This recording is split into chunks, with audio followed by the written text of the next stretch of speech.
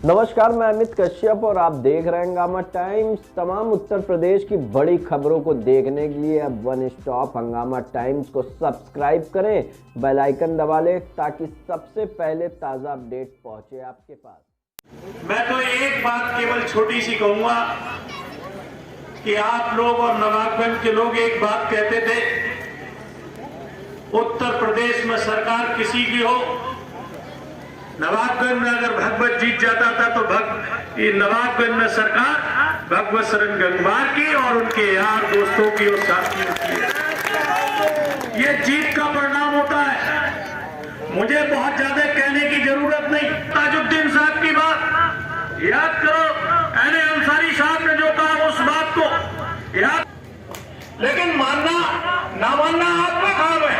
लेकिन मैं कहना चाहूंगा कि अगर नवाबगंज को सुरक्षित रखना चाहते हो, नवाबगंज का विकास करना चाहते हो, अपने बेटे बेटियों को ऊंचाई तक पहुंचाना चाहते हो, हर घर में खुशहाली हो ऐसी व्यवस्था चाहते हो, तो निश्चित रूप से इन साथियों की बातों को गौर कर लेना, एक एक बात को गौर करना। और अगर आपने गौर कर ली, इसी में नवाबगंज में फिरका परस्ती कतई नहीं थी, लेकिन फिरका परस्ती शुरू हो गई इस नवाबगंज में। ये अच्छी बात नहीं है, ये बहुत खराब बात है। नवाबगंज में बजाय अमीरी की, लेकिन ऐसा भी हुआ कि आप लोगों ने मुझे चुना, नवाबगंज के लोगों ने मुझे चुना। मुझे आप देख लें कि अगर एक कोई कभी बता दे तो यहां से राजनीति छोड़ के चला जाऊं, कोई विरोधी भी बुराई नहीं करता। और नवाबगंज में चाहे आज इतने लोग खड़े हो, कोई एक काम सोचो। मैंने कल भी एक बात कही थी कि एक बेटी का रिश्ता करने जाते हो, एक बेटी, हर बात देखते हो, उसकी ननिहाल के बारे में देखते हो, उसकी नानी और मामी के बारे में सोचते हो, और यहाँ तो हजारों बेटे बेटियों का सवाल है। इसलिए हम लोगों को सोच समझ के बहुत कि कौन इस नवाबगंज की व्यवस्था अच्छी कर सकता है। अभी एक वक्ता ने कहा था कि नालियां गंदी थी, डेंगू फैल गया, हर सप्ताह में कई लोग मर रहे थे। इससे खराब और क्या होगा? नवाबगंज की कोई सुध लेने वाला था? एक वो व्यक्ति जो सरकार के पैसे से हम लोगों की हिफाजत नहीं कर सकता, और एक वो व्यक्ति जो अपने पास पैसा खर्च करके आप लोगों की हिफाजत के लिए खड़ा हो गया। ये छोटी बड़ी बात नहीं है, ये कोई चुनाव जीतने की बात नहीं है। ये जब तक दिल में दर्द नहीं होगा, चाहे बेटी बेटियों की पढ़ाई की बात हो, चाहे और बहुत सारी बातें हो, अंजामे सितम क्या होता है। और जब जुल्म गुजरता है हद से, जब जुल्म गुजरता है हद से, कुदरत को जलाल आ जाता है। फिरौन का सर जब उठता है, मूसा कोई पैदा होता है। चुनाव तो बहुत छोटा है, इंडिपेंडेंट आजाद वोट होता है जो गवर्नमेंट के इश्तराक से चलाया जाता है, लेकिन मकसद हम लोगों के बहुत बड़े हैं। और हमें और आपको कि आपके अपने वोटों की शक्ति और ताकत के जरिए है।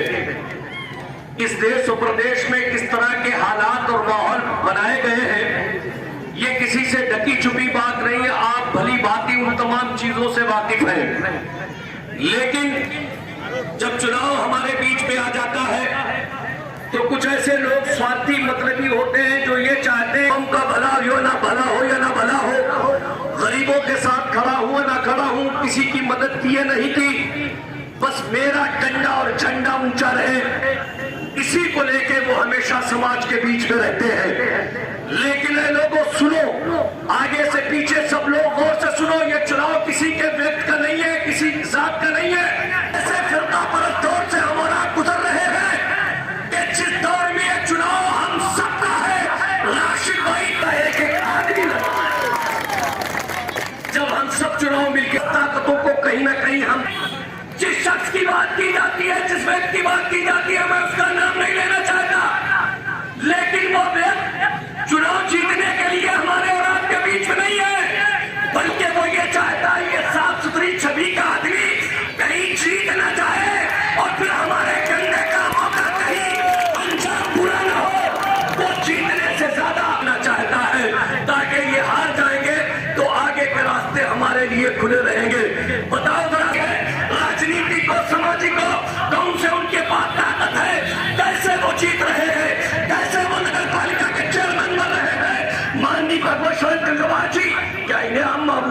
समझते हो? नवाबगंज का विधायक कोई भी हो, लेकिन नवाबगंज की पहचान आप ही को देश में माननीय भगवत शरण गंगवार जी से।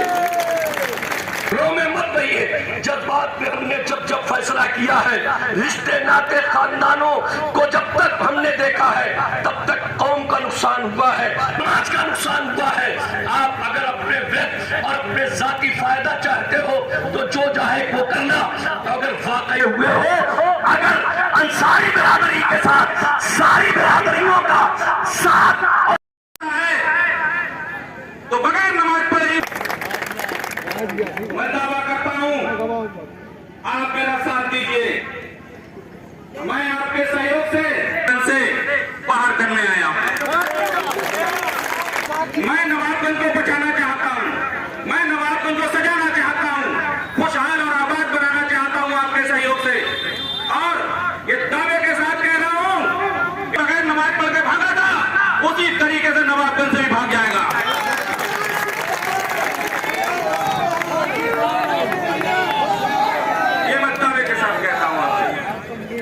मेरे अजीज भाइयों, ये बंटने का वक्त नहीं है, ये मुत्तहिद और इकट्ठे होने का वक्त है। एक ऐसे नुमाइंदे को चुनने का वक्त है जो आपके बीच 24 घंटा रहता हो, जो आपकी परेशानियों को दिक्कतों को अपनी हो। खुदा हाफिज़, जय हिंद, जय समाजवाद। चमक सूरज की नहीं, मेरे किरदार की है। खबर ये आसमां के अखबार की है, खबर ये आसमां के अखबार की है। मैं चलूं तो मेरे साथ कारवां चले, मैं चलूं तो मेरे साथ कारवां चले। बात गुरूर की नहीं मेरे अखबार की है, बात गुरूर की नहीं मेरे अखबार। कादरी साहब हमारे साथ आए, आला हजरत दरबार के बहुत ही निकट रिश्ते में और खास दरबार के जनाब एन अंसारी साहब, हमारे प्रमुख जी,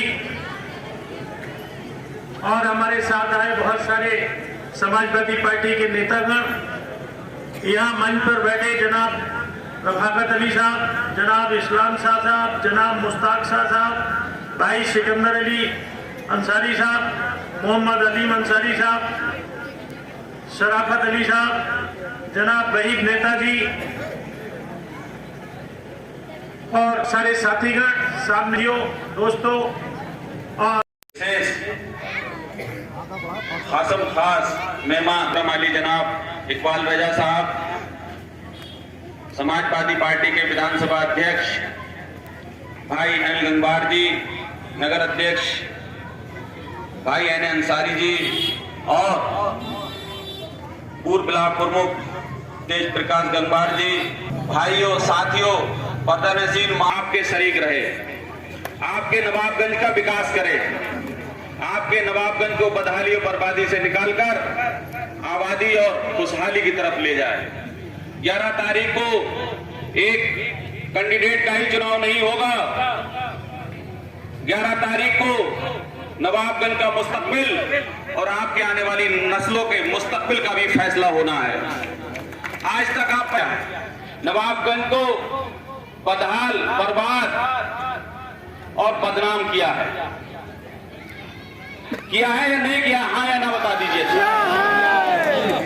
क्या है ये मेढक है, मेढक मेढक कब निकलता है मतलब नहीं, किसी के दुख से कोई मतलब नहीं, किसी के इलाज से कोई मतलब नहीं, और इज्जत से तो कोई मतलब है ही नहीं। ये वो रिश्तों को तार तार करने वाले लोग हैं, ये रिश्तों को तार तार करने वाले लोग हैं। भाइयों, पहचानिए इन्हें, ये आपके नहीं हो सकते। अरे जो अपनी बीवी का नहीं हुआ, जो उस कौम का नहीं हुआ जिसने उस आंखों में रखा नहीं हुआ, वो आपका हमारा क्या होगा? जिस चेयरमैन को आपने चुन के भेजा,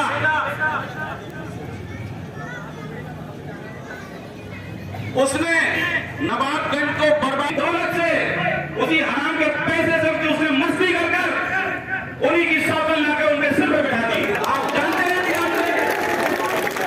मैं गलत कह रहा हूं? क्या ऐसे लोगों के साथ खड़ा होना है? मैं मेरे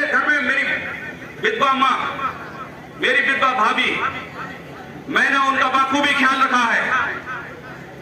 मैंने अपने परिवार का, अपने समाज का हर तरीके से ख्याल रखा है।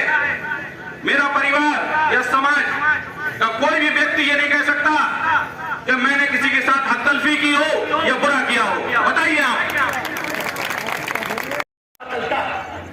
आप दूसरे को जब मौका देंगे तब पता चलेगा कि आखिर कल कैसा था और आने वाला कल कैसा है।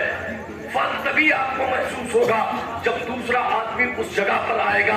आप जानते हैं सांपों में अलग अलग वैरायटी होती नहीं होती। सांप कई किस्म के होते नहीं होते।